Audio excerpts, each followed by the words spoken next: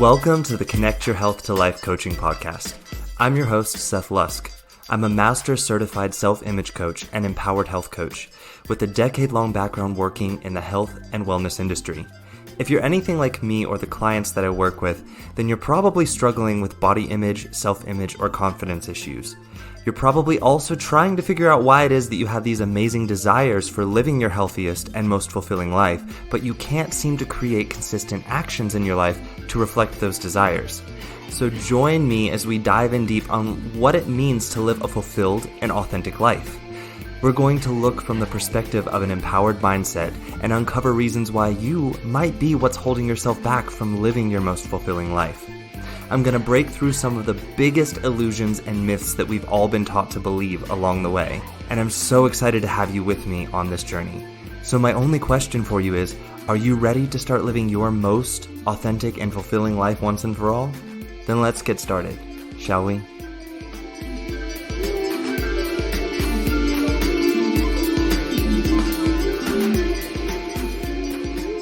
Hey everyone, welcome back to the podcast. For those of you listening in for the first time, welcome. I'm going to say it again this week. You picked, I'm going to say, a fascinating episode to listen in on this week. It's also interesting, which is what I say usually every week, but it's fascinating. And for those of you who are now joining in for the 61st time, if you've been with me since the beginning, then this is going to be fascinating for you as well, because I think that it is something that so many people in the 21st century really struggle with. And maybe not so much in just the word itself, but in the energy behind saying it. So you've already seen the title of the episode, so you have an idea of what I'm talking about here. Today we're talking about saying no, okay? The word no. It's one of the smallest words in almost any language. I mean, at least the languages that I'm aware of. No is one of the smallest words.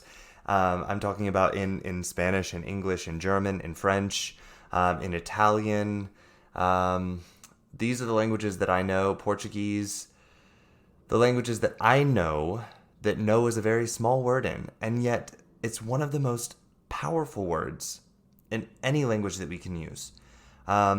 If you speak another language, any of the languages that I mentioned, and you want to put in the show notes how you say no in that language, I would love to hear, because, I love learning about, language differences and cultural differences.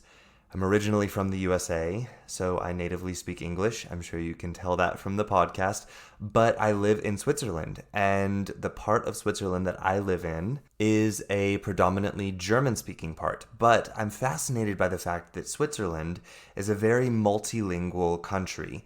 They have 4 official languages in their country, which means that in certain parts of Switzerland, the predominant language spoken is German, which is the area that I live in. They also have a French-speaking part, an Italian-speaking part, and then they have a small part of the southeast part of Switzerland in Graubünden that speaks Romansh, which is kind of like, when you listen to it, it's like if German and Italian had a baby together, it would be this language, Romansh. And it sounds, I love the sound of this language.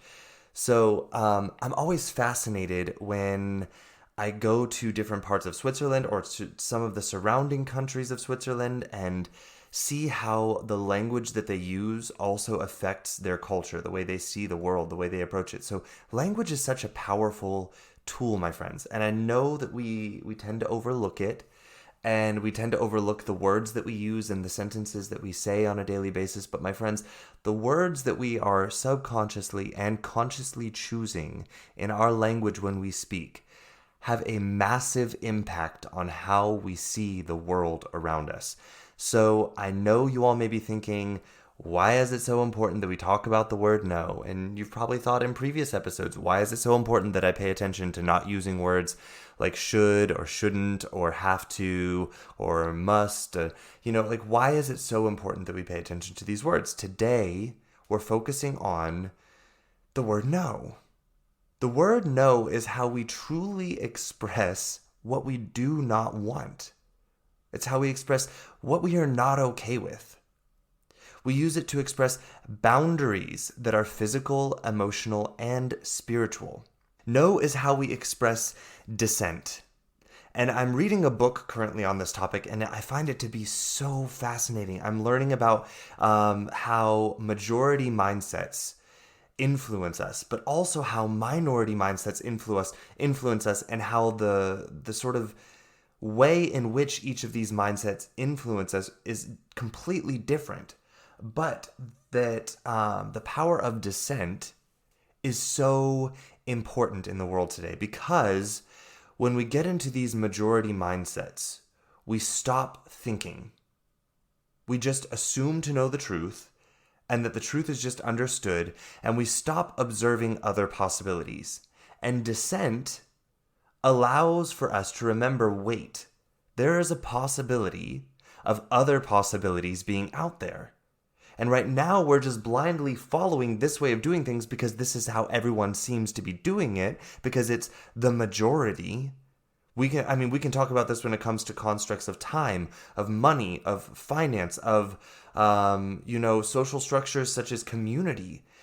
The ways in which we approach these topics, majority and minority mindsets influence us, and dissent is the way for us to remind ourselves that the way that we are currently approaching things doesn't have to be the 100% truth. It can be our truth if we choose it with intention, but dissent allows us to remember there are other options out there. And even if we don't change our mind based on the dissent as far as what we want to agree with and what we want to believe, dissent allows us to intentionally know a little bit more about why we are choosing what we are choosing to believe, and to recognize it is a choice. And that's a powerful space to be in. And the word no is a way for us to express that disagreement and dissent, or even just concern for how things are being done and how we're just accepting things to be, both on a scale of humanity in general and also for ourselves personally. In the 21st century, so many of us are afraid to use this word.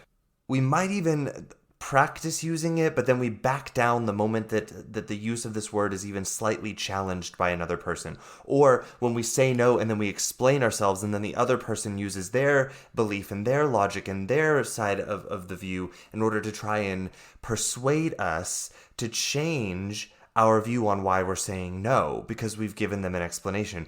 We're going to talk about that at the end of the episode. But I want to talk about this word today.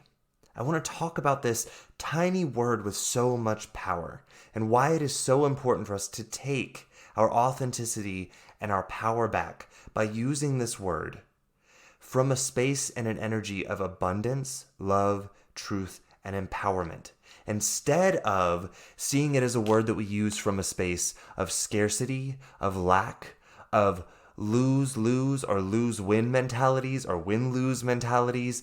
I want us to look at how we can use this word and take our power back by using it from abundance, love, truth, and empowerment.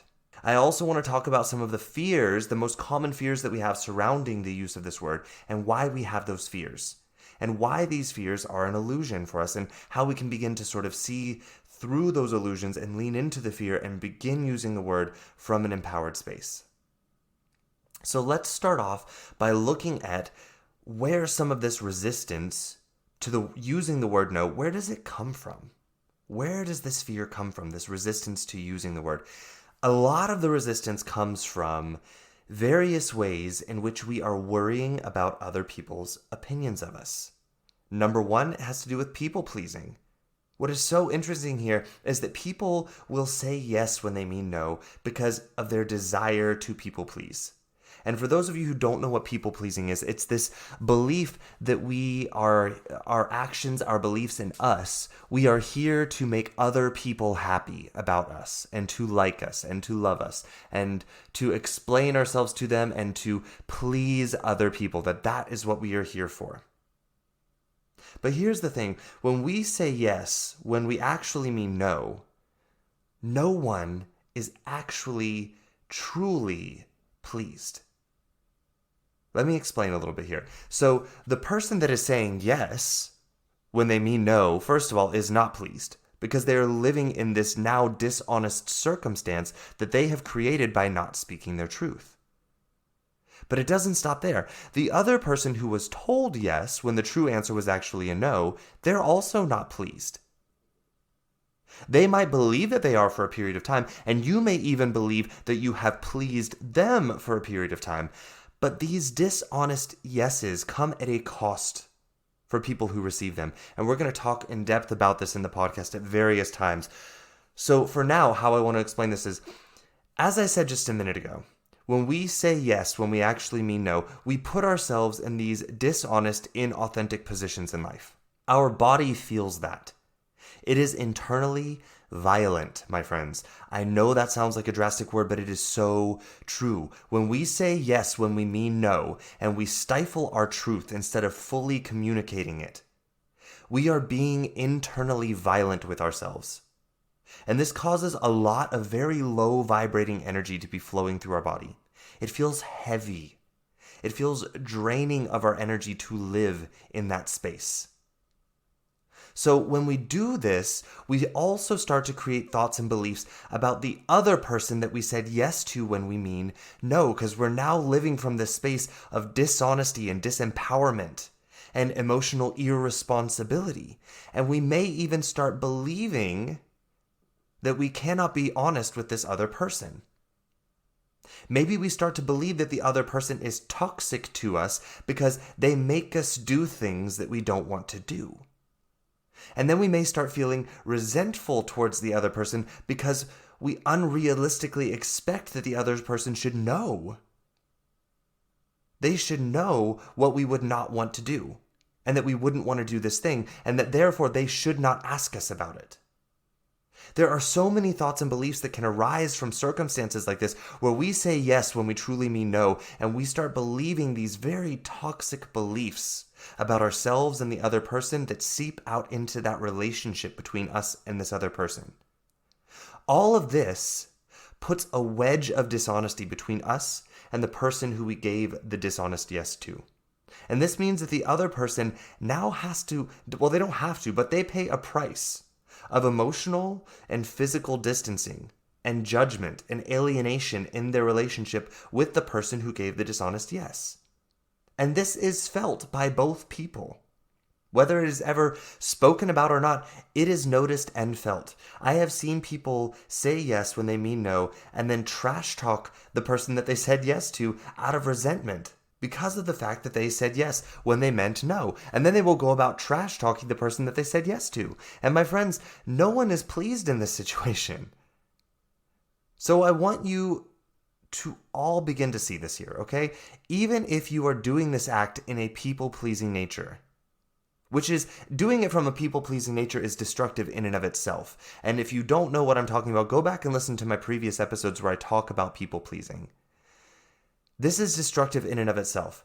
But you are also very misguided here, because no one is being pleased by you doing this. It is a temporary illusion that costs you and the other person greatly in the end, in your relationship. Far more greatly than any temporary emotional discomfort that may be caused by saying the word no. So another way in which, this idea of worrying about other people's thoughts and feelings and beliefs about us, another way in which this shows up is that we don't want to say no because we're not wanting to be seen as or thought of as mean or selfish. And this ties very closely back into people-pleasing. Because in this, what we are doing is we're worrying about other people's opinions of us and trying to control and manipulate them with our words and our actions. But this has another layer to it as well. We are often socially cued, and we are programmed to think or believe that saying yes means that we're kind, that we're giving people, that it means that we care about the world and other people, and that therefore the flip side to this belief would mean that saying no signals that we are selfish, that we are uncaring, that we are non-giving people, or that we're just mean for not wanting to help. And I want you to become aware of your social programming to associate the word no with selfishness, meanness, uncaring, while you associate the word yes with maybe words like kindness, caring, and generosity. And I want you to begin to see that actually the word no can be the most kind, caring, and generous thing that you can offer. Because this belief in the opposite is completely false. When we say yes, and it is not a genuine yes, and we're going to talk about what a genuine yes means later. But when it is not a genuine yes, we are not giving anything but debt to ourselves and to those around us. On the surface, it may appear that it is this kind act because of our social programming. But when we are pouring from this empty cup, what we are doing, what I mean by the empty cup is that there isn't a genuine yes in the cup, but we're pouring as if we have yeses in that cup for this situation, but we don't. And when we're pouring from that, what we are actually doing is creating these imaginary subconscious debts for the people around us. And what I want to say is this is not generous in any way, shape, or form. My friends, I need you all to see this. As I spoke about before with people pleasing, we are so busy worrying about what other people think about us that we say yes and create resentment and judgment within ourselves. And we're doing this, we're creating this for the people that we're saying yes to. The other person is coming to you and asking for help. And instead of you offering them any true help, what you are offering them instead is a debt, a huge price to pay to you. The price of you judging them, resenting them, and creating dishonesty in the relationship with them. This is not kindness, my friend. This is not caring, and this is not generous. I need you to begin to see that. This person you are saying yes to now has a huge price to pay without their even knowing it. You just charged them a huge debt without their permission. And this is actually very manipulative, it's very uncaring, it's very selfish, and it's a bit cruel when we truly look at it.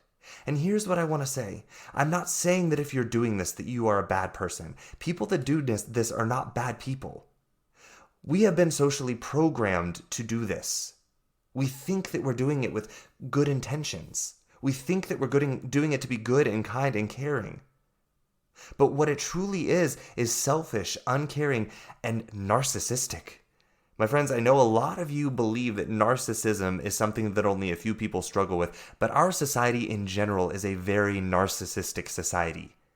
I would say almost 100% of people on this planet are struggling with narcissism in ways that you don't even recognize that narcissism exists because we have been taught to behave in very narcissistic ways and not associate that with being narcissistic.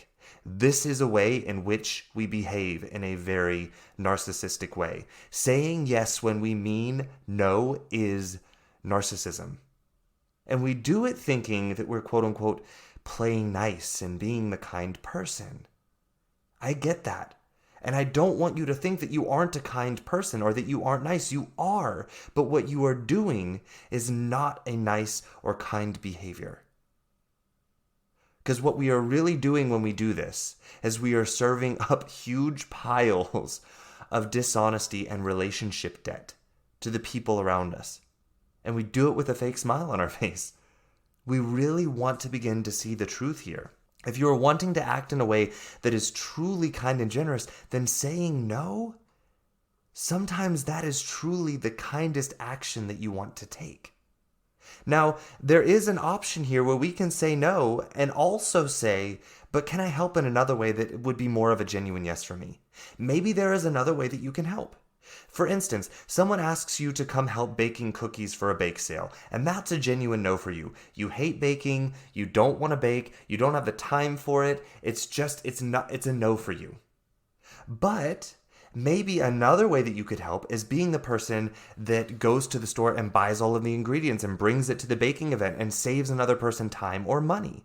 Maybe you have the money that you would genuinely be willing to give to this baking project to pay for the goods, and that's a yes for you. You're like, hell yeah, I will go to the grocery store, I will buy all of these ingredients and bring them to you, so you don't have to spend the time in the grocery store and you don't have to spend the money. That is a yes for me.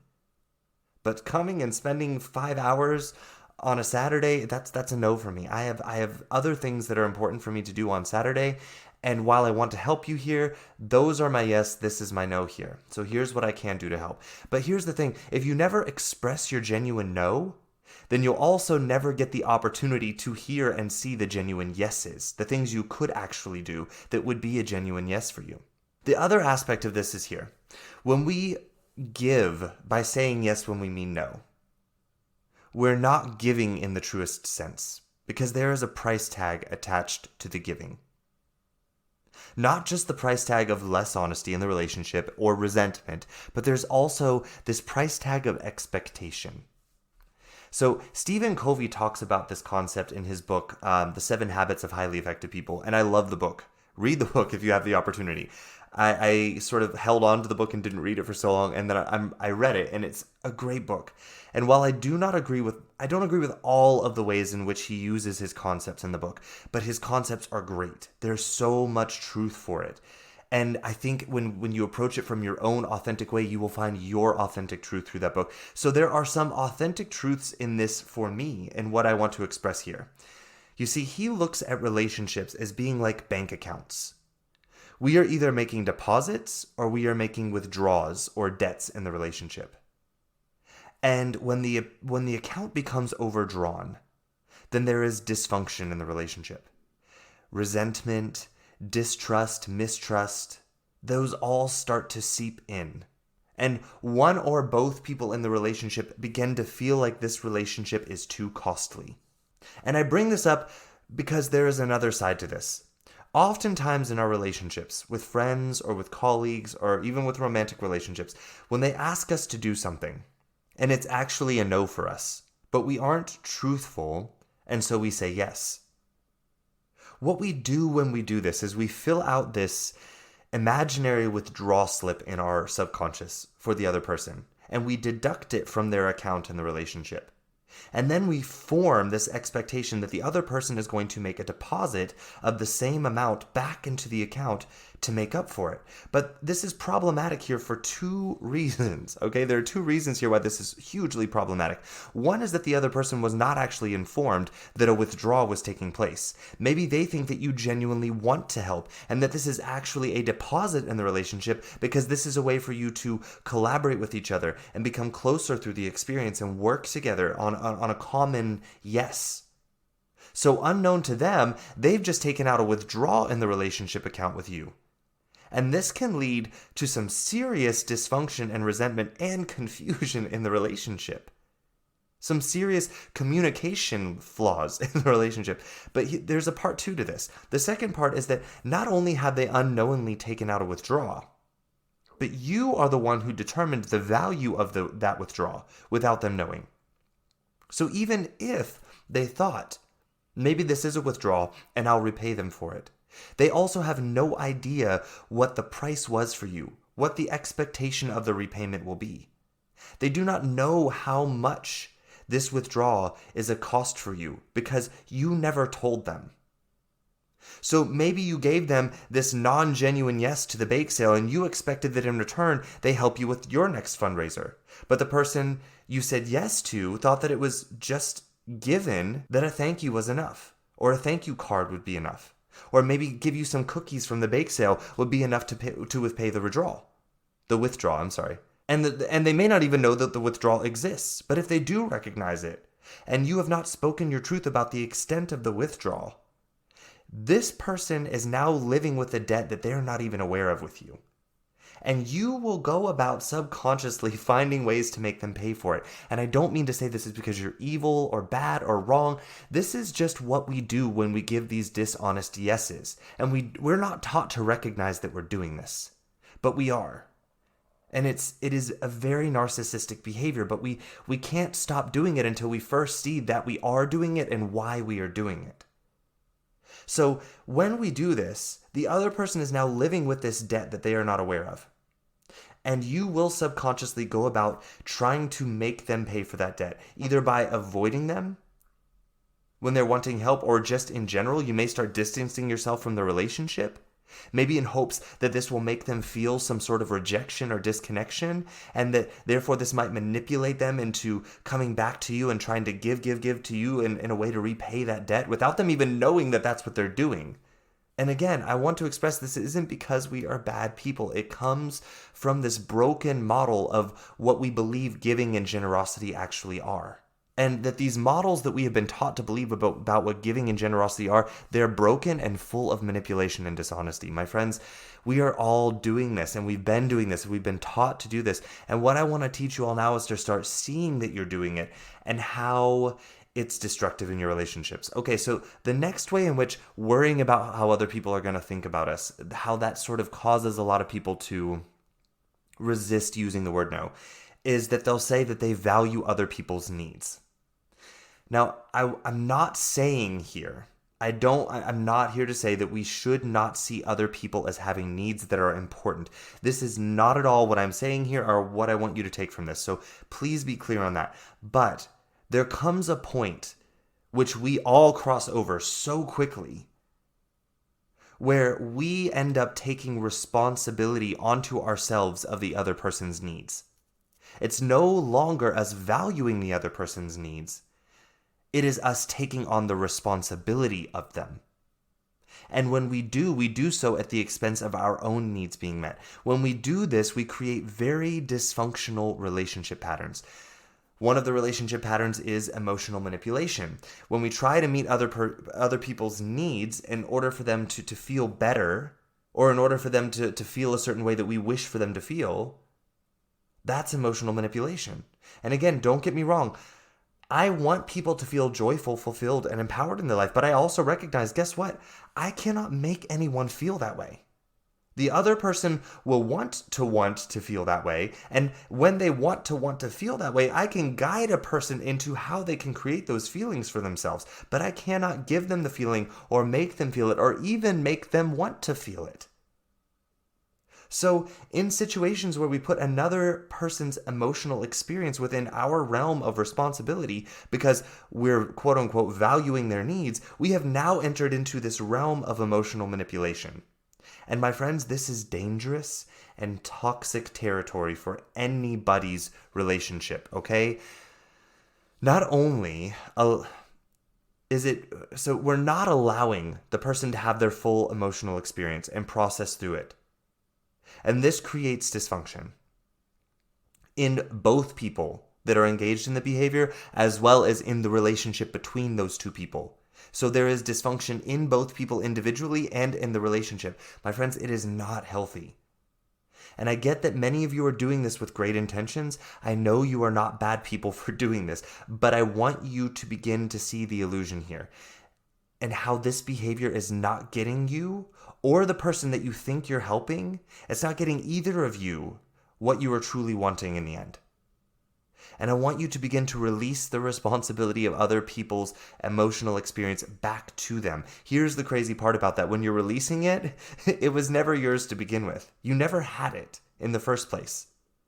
But the belief that you do, or the belief that you did, that's what creates so much emotional and physical dysfunction in your body and in your mind and in the relationship with this other person, is the belief that somehow you have emotional responsibility for their emotions. So I want you to begin seeing the illusion of this belief and release it. So the other way in which, valuing another person's needs being the reason why you won't say no, how this becomes destructive is that this begins to create uncommunicated expectations. Going back to what I said earlier. When we say yes when we mean no, many times when we do this, without even realizing it, we subconsciously create this inner future story of how this person we're saying yes to now understands that we don't really want to say yes, but we are, and that they're going to somehow thank us for saying yes when we wanted to say no, and that they're going to pay us back in some way. And again, there are the two ways in which this is problematic. First is that you're truly not giving if you're doing it with the expectation of receiving something back. Giving is never done with the expectation of giving something or getting something in return. If you are expecting that this person repays you or gives back in some way, what you're doing is bartering. And this isn't necessarily a bad thing, but you're not actually even communicating that you're bartering. You're trying to make it look like you're giving, but you're not. Which leads us to the second problem here. You are bartering without the other person even knowing that there is a cost to what you are giving them. So you create this imaginary debt in your head that this other person owes you, and they don't have the knowledge that the debt even exists or how much it is. I want to offer a practice that you can begin here in your relationships, because I get it. Sometimes we want to help, and the way that the person needs help is a genuine no for us. But we want to make a deposit in the relationship, and that is okay. But I want you to communicate that. I want you to begin communicating that. Tell the other person, this is really a genuine no for me, but I can see that you really want my help.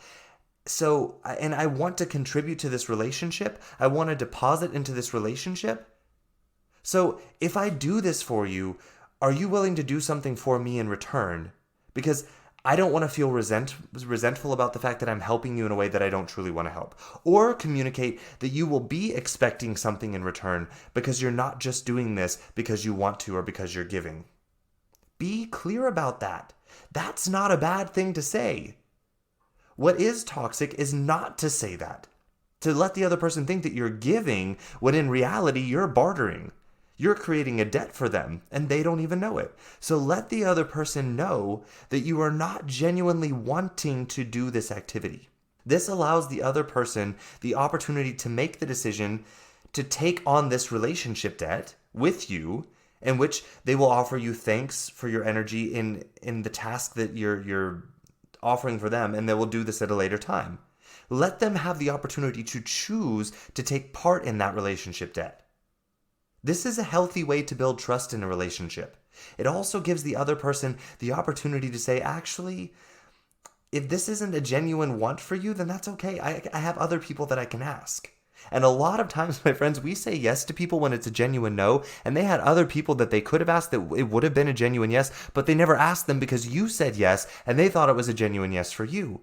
My friends, we've got to stop with this dishonest, backwards way of quote-unquote being generous and giving. We've got to communicate, my friends. We've got to learn to communicate this. This is how we build trust in those relationships and offer openness for us to fully be ourselves and authentic in the relationship, and the other person to be as well.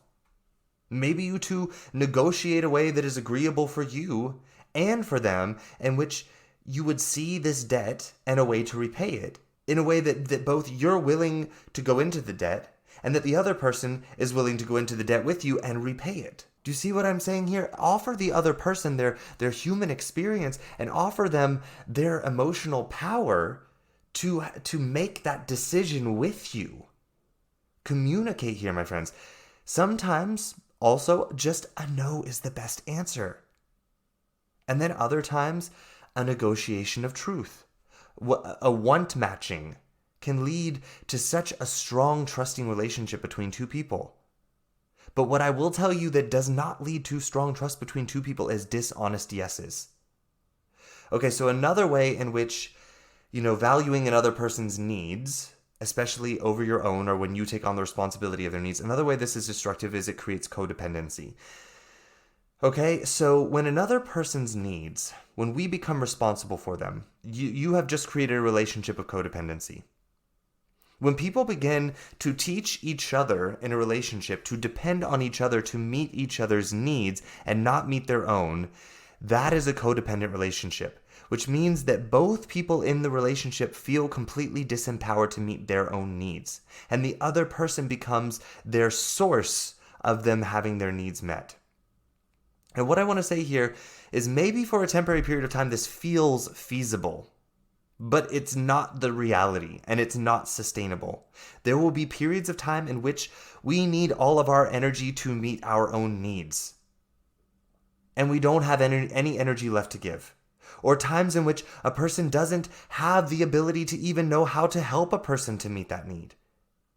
And when we are dependent on each other to meet those needs, then this is when emotional manipulation comes in. Narcissistic behaviors start to grow in the relationship. And then dishonesty grows. And then uncommunicated expectations and relationship debts, those begin to grow. And this is not healthy for a relationship. This is how codependent relationships feel so sticky and toxic, and we don't understand, like, how are we in this? How do we get out of this? And it's because you have started to see each other as the source of your needs being met. And what I want to say here, I want to be clear. This does not mean that we cannot choose for a period of time to help another person meet their own needs. But it needs to be understood that this is temporary and that the other person is the one responsible to learn how to meet their own need. We are only there to help them find their way to meet their own need. We are not their source of meeting that need. Okay? That is so important to recognize. When you become the source of that need being met, it is now codependency. You have now allowed the other person to disempower themselves through you by teaching themselves that they cannot meet their own need. They can only meet it through you. You are the source of that need being met. And you've also disempowered yourself to meet your own needs because now you're responsible for someone else's needs. It's a lose-lose. Even though you think that somehow one or both of you is winning. It's a lose-lose situation there, my friends. Okay, let's move on. So outside of fearing other people's opinions of us or what other people might think of us, there are some other reasons people are resistant to using the word no. There's fear of conflict. So many people associate the word no with conflict, and people associate the word conflict with a bad meaning. Go back and listen to my episode where I talk about conflict and how conflict is so important to relationships and our health. It's not only important, it is essential. It is necessary for a healthy relationship to have conflict in it. Not just it might happen and learn to deal with it. It is, if you want healthy relationships, you want there to be conflict in them. Okay? But so many people associate the word no with conflict, and they have a negative relationship with conflict due to many fears. Either fear of rejection, fear of disconnection, fear of loneliness, fear of abandonment.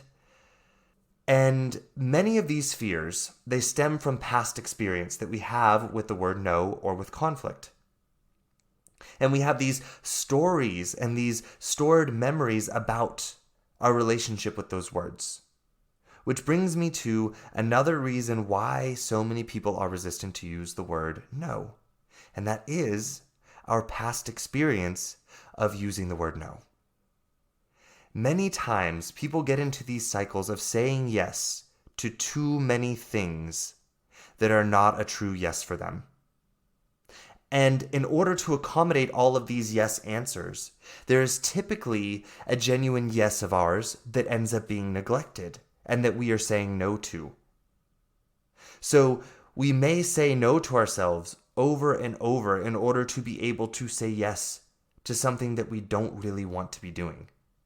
And we do this because we want to be seen as being quote-unquote good people for saying yes and helping out. But here is what happens. Here's what happens. We seethe on the inside when we do this. We feel resentment. We feel internal rejection and violence.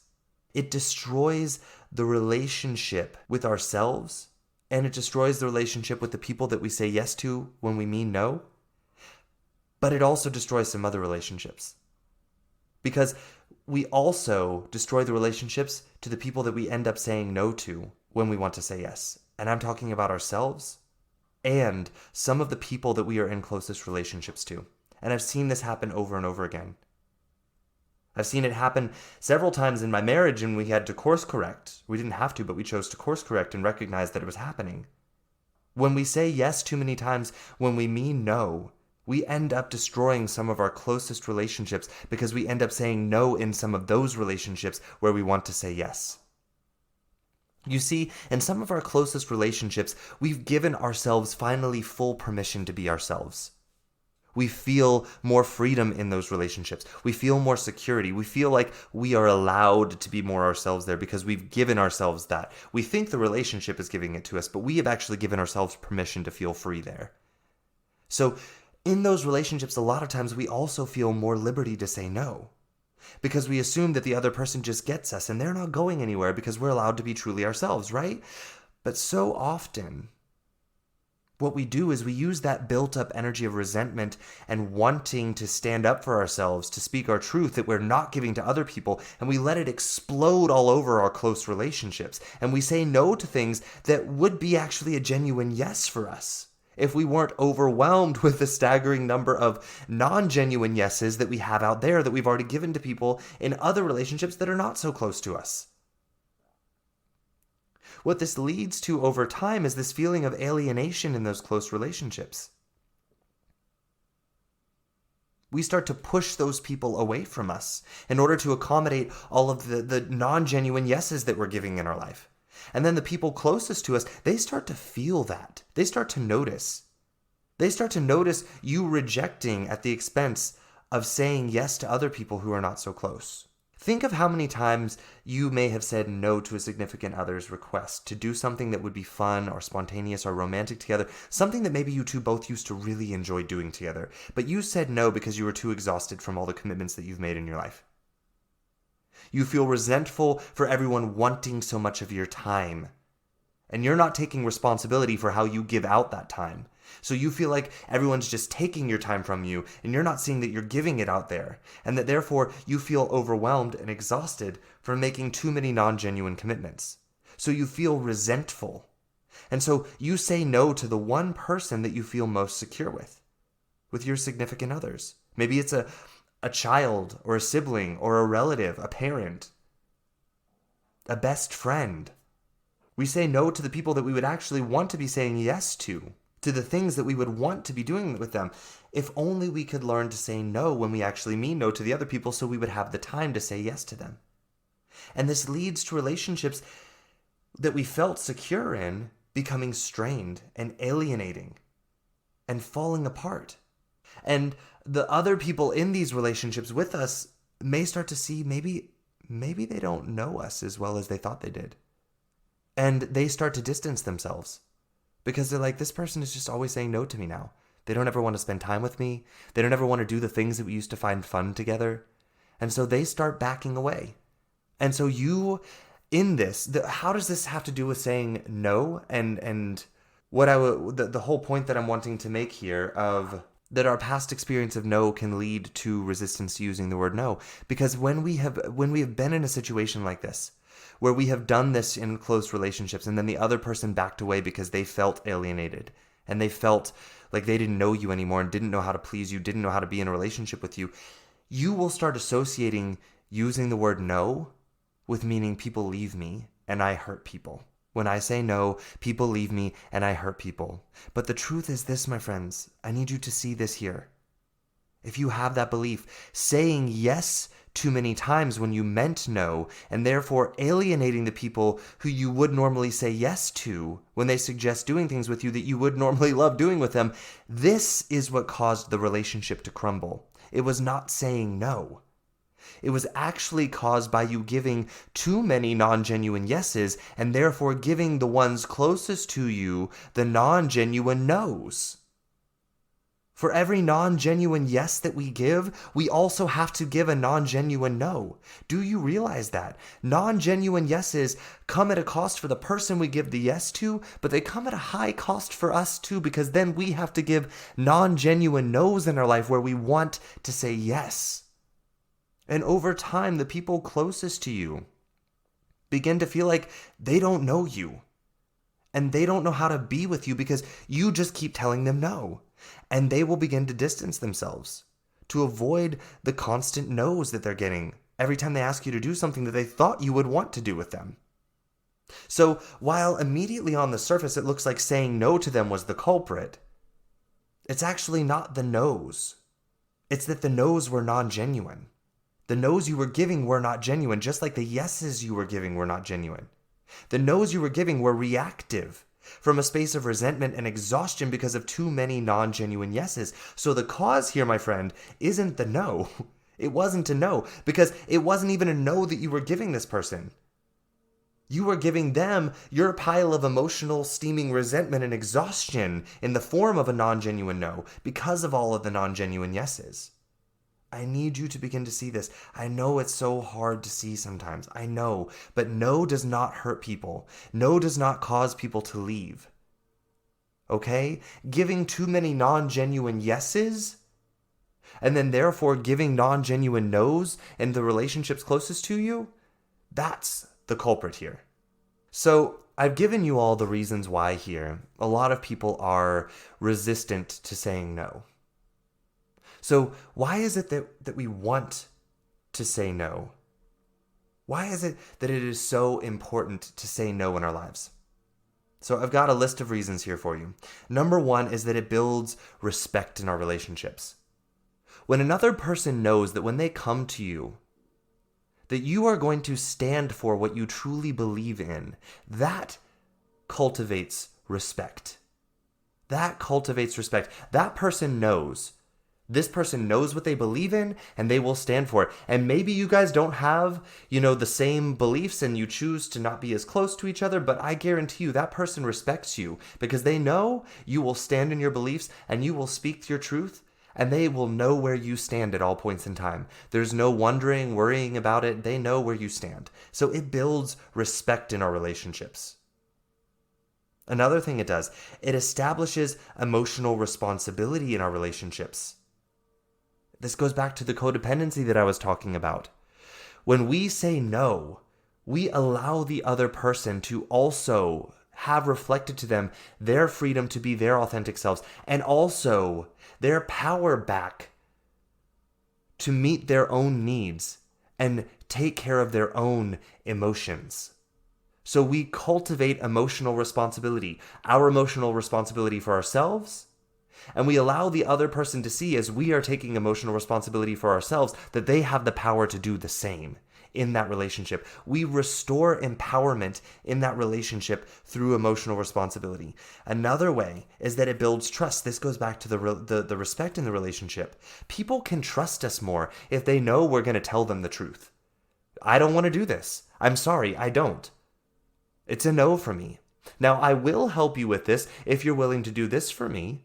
But it's a genuine no for me. I don't want to do this. I don't want you to think that I'm doing this because I want to and because it's a genuine yes. This is the cost that it will have for me, and therefore what I'm going to expect in return. People will feel more trust with us because they know when they come to us, we are going to tell them the truth. We're not going to give some emotionally manipulative, backwards yes that's later going to come at a cost to them that they weren't even aware of. It builds trust. So another way saying no is beneficial for our lives is that it establishes boundaries and respect for those boundaries. It lets people know where we exist and where we end. When I say no, this is the point where I stop. You're welcome to meet me inside of this circle, or you can stay out there. You're welcome in the circle, but inside of this circle, that is not welcome here. This is my space. I end where this starts. It lets people know that. And then when we say no, it also builds respect for those boundaries because, again, going back to respect in the relationships, it lets people know we will stand behind our boundaries. They are not just some sort of, throw up the hands and please don't do this to me. Oh, I'm throwing up a boundary. It's not that. It's you're saying, this is where I end, period. Inside of this bubble, this is what exists. You can take that outside of the bubble. This is my space, and within this space, this is what I allow here, and this is where I end. Okay? So saying no establishes boundaries and establishes respect for those boundaries. It also deepens our understanding and intimacy in relationships. When we say no and we speak our truth, we allow other people to fully see us. We allow them to see the things that we believe, the things that we think, the things that we might fear. And while that is not necessarily an opportunity for them to jump in and take advantage of it, which they can't, only you can allow yourself to take advantage of yourself and think that it's through another person. Nobody can actually take advantage of that. But what this does is it allows other people to truly know us, to fully know us, and it creates intimacy. It creates more understanding in our relationships. This goes back again to my episode on conflict. We allow people to know more fully what our human experience is, so they can understand why we do things the way we do things more. Another way that saying no is helpful in our lives is that it increases the authenticity in our relationships.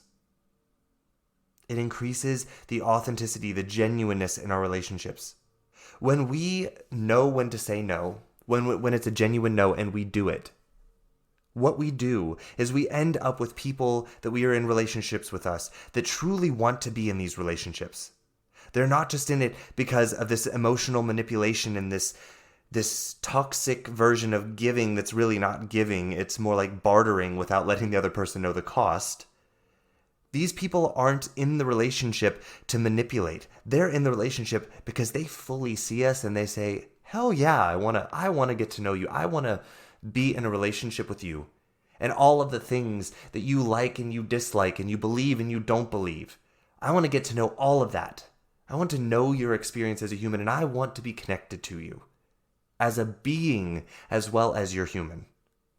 So our relationships become truly authentic and genuine. We see each other in them, and we want to be in those relationships fully, not just the bits and pieces of us that we let the other person know about us.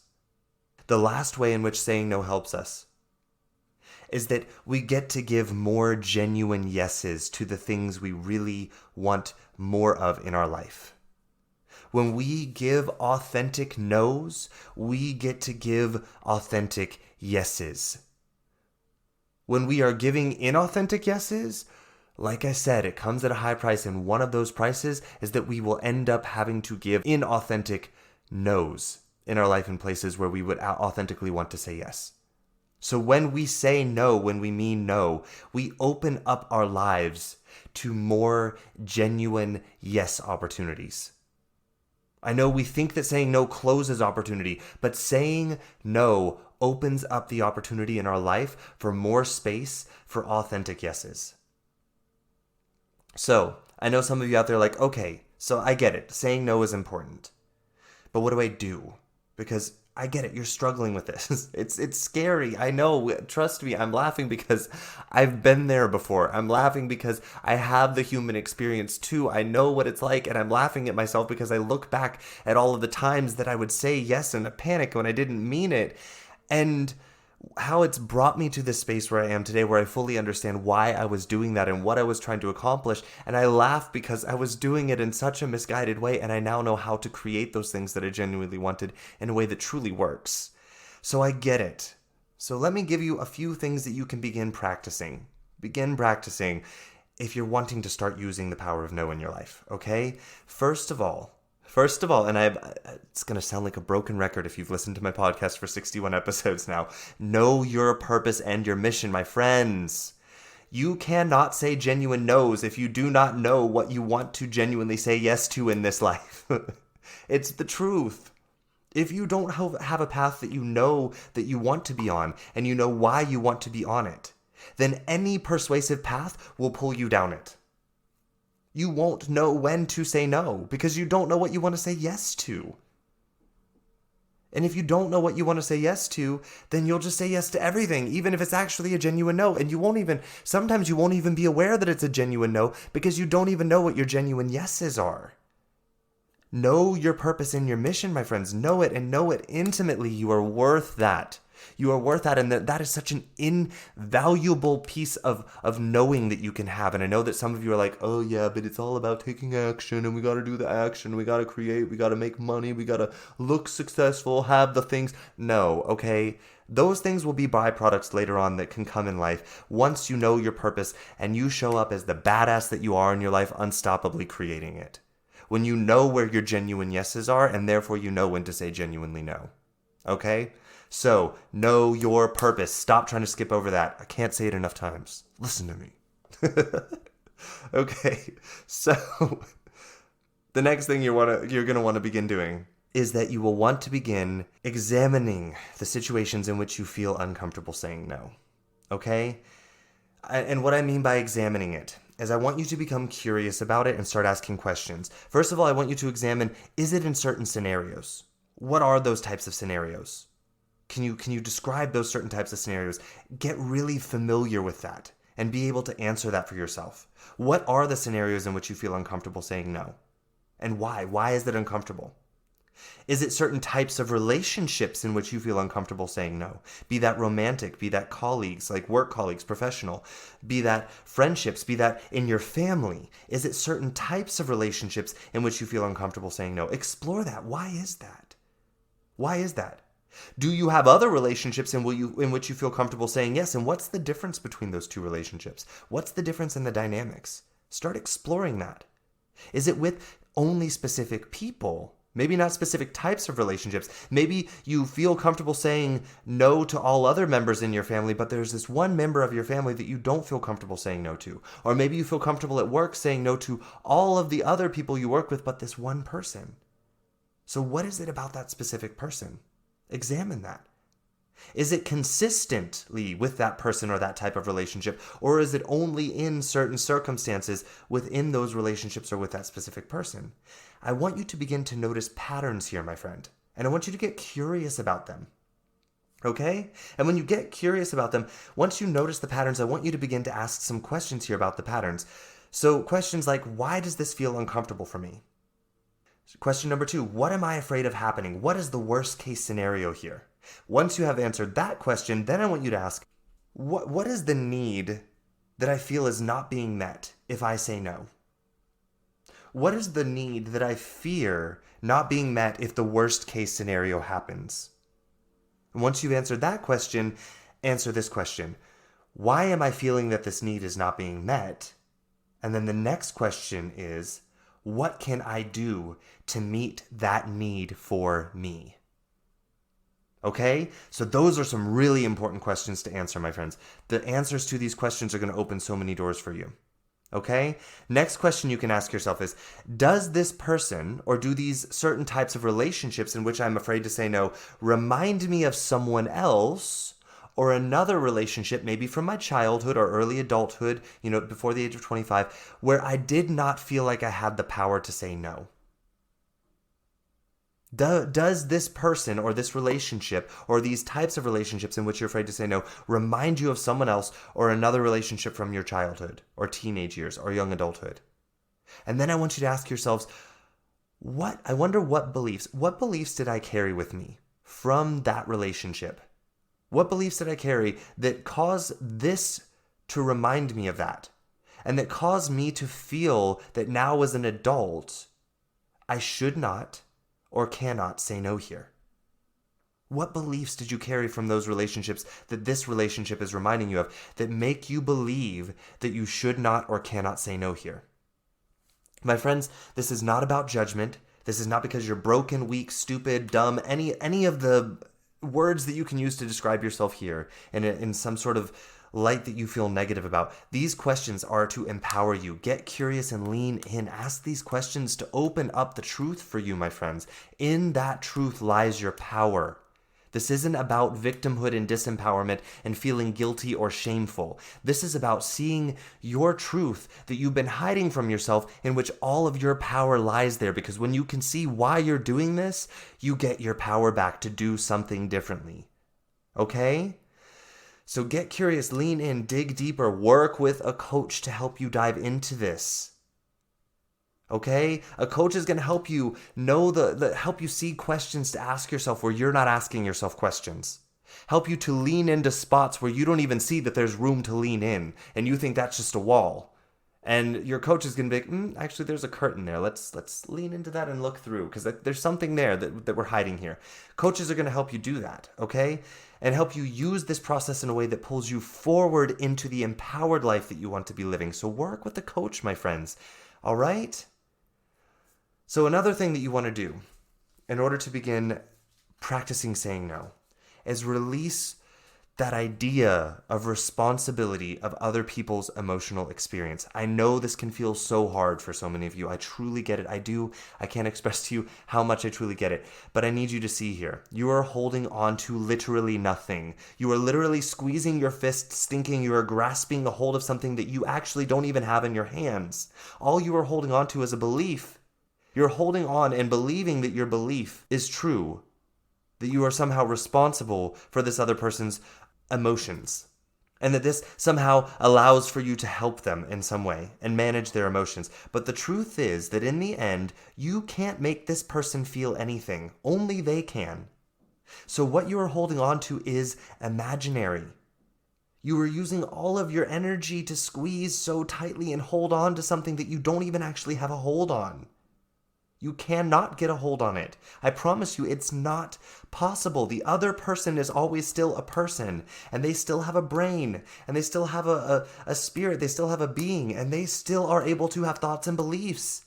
And those thoughts and beliefs are what steer their emotional experience. And guess who creates those thoughts and beliefs? They do, not you.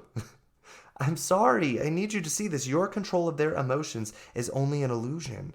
So let go of believing that you even have the control, okay? Let go of feeling guilty or responsible for the other person's emotional experience because you never had it.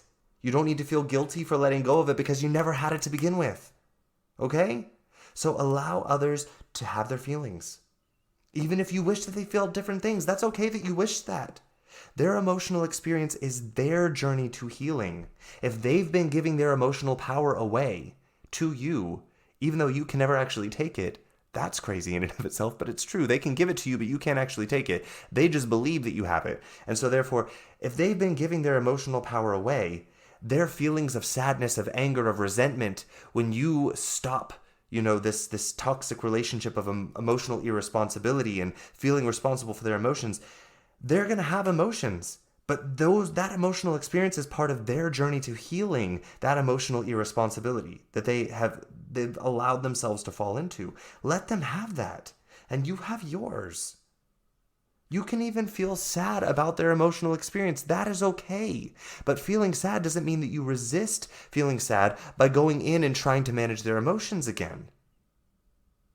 Your sadness means that you lean into your own sadness. Find the beliefs that you're holding on to that are causing that sadness. Are you in your mind creating this illusion that the other person is disempowered and unable to process their emotions and capable of learning from it? Because that feels sad.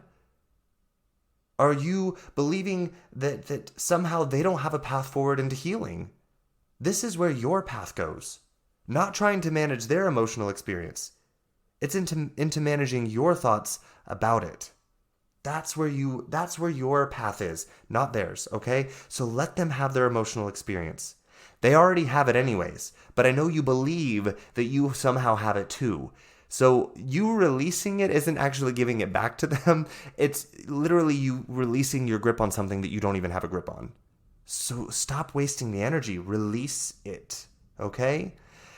The last thing that I want to suggest that you begin doing to be able to start saying genuine no's in your life is beginning to see your needs as important. Just like you see other people's needs as important, they are the only ones who can truly meet those needs. Long-term and sustainably, they are the only ones that can do it. The same goes for you. So you see your needs as important and learn how to meet them for yourself by saying yes to you and your needs. And this means saying no to certain things to make room for those yeses. And this does not mean that people along the way might not come into our lives and assist us in meeting our needs when it's a genuine yes for them, and that we don't let them help us. This also doesn't mean that sometimes when you say yes to yourself, people aren't going to be like, oh, you're being selfish and people are going to say that. That's okay. Let them have their emotional experience of seeing you meeting your needs as meaning that for them. They're telling you about their inability to meet their own needs. They're not telling you anything about you. I know it sounds like it with the words, but they're not. You know the truth. Keep reflecting to them that they can meet their own needs too by you seeing your needs as important and meeting them for yourself. And like I said, this doesn't mean that there aren't times where people will come into our lives and it will be a genuine yes for them to walk along beside us as we are meeting our needs and keep reflecting to us the importance of our needs to us and reflecting to us how important we are and that we can meet our needs for ourselves. But in the end, here's what I want you to see. You are the one who decides that your needs are important, and you are the one who meets them, not the other person, okay? That is so important to see. It is so important to see.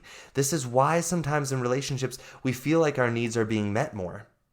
It's not because the other person is meeting them for us. It's because they're just reflecting to us the importance of us and our needs. And we're being reminded of the importance of ourselves and our needs. And therefore, we are telling ourselves, yes, you are important and your needs are important. So take the necessary actions to meet them. And the other person may be part of those actions, but they are not the source of your need being met. Remember that you are. Okay? You meet your needs, and it starts by you, first of all, seeing that your needs are important. Sometimes we learn these practices through the reflection that we experience in relationships, but it's not because of the relationship. When the relationship becomes the source, we've disempowered ourselves and the relationship has become codependent. Relationships are a tool that we can use through this reflection process to each other. I talk about this a lot in my book, my friends. If you haven't read it yet, go purchase it. It's available on Amazon. I talk about this a lot in our book, the power of how we reflect to each other, the things that we believe about ourselves and that therefore they're allowed to believe about them. So relationships are this powerful tool that we can use for growth through that ability to reflect to each other. Remember that. And I know I said that was the last practice, but I've got one more for you here, okay? So the last practice I want to leave you with is this. And this may be a bit more advanced. So it may take a little bit of time of practicing saying no and allowing yourself the freedom to say no before you're kind of willing to try this. But so many of my clients struggle with this, and my friends, I do too. So many times that I catch myself struggling with this. No does not require an explanation. If you genuinely want to give an explanation for you, that is great. This is something that I have had to learn for myself because I love explaining, because there is a part of me that loves connection and understanding. Those are two huge values for me, okay? And so I love, this is why I love doing this podcast and I love teaching and I love coaching people, is because I love creating understanding in the world and allowing people to see the opportunity to understand more, throwing out more opportunity to understand. But here's the thing. A lot of times we offer explanation because we're trying to make the other person understand. And when you do this, your explanation is about manipulation and persuasion. It's no longer a genuine want for you. It's about convincing the other person to give you permission to say no and have your genuine wants. I offer explanations many times now. I used to do it for the same reason, because I wanted to convince the other person to see my side, to believe me, to give me permission to say no, and then be like, yeah, you know what? I think no is the best answer for you. I used to do that and try and manipulate people into agreeing with me that I needed to say no so that I could give myself the permission to say no. So now when I say no, and sometimes I still offer an explanation, but as soon as I do, here's what I do. I also release myself from the burden of it needing to be convincing for the other person, or for them to see my view, or for them to understand me, or for them to give me permission to say no.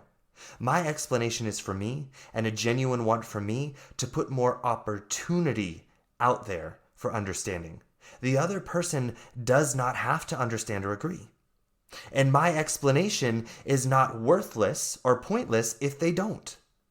My explanation is not also me asking for permission or for a discussion to change my mind, or to give me permission to keep my stance. So here's what I want to say. If you're not able to offer explanations without it needing to be about the other person understanding and giving you permission to keep your stance and to keep your no, then just realize that no is explanation enough. You do not owe an explanation to anyone other than yourself. I often say this. I give my explanations as an opportunity for other people to understand, but not an expectation or a requirement that they will. And then release. No is best for me right now. No is my best answer. Have a wonderful day. Sometimes that's all that needs to be said, my friends. You don't owe an explanation for your genuine no. Okay? I love you all so much. There's so much more we could talk about here, but for right now, this is what I've got for you. Saying no is such a powerful tool to an authentic and empowered life full of authentic and empowered relationships.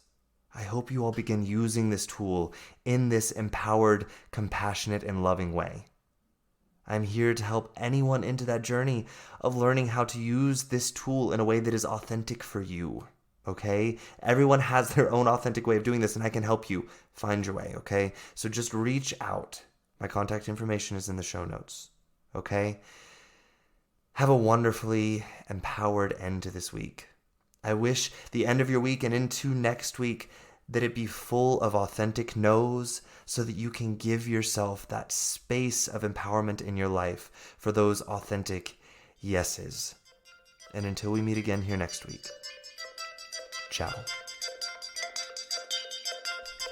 Hey, thank you for listening in this week.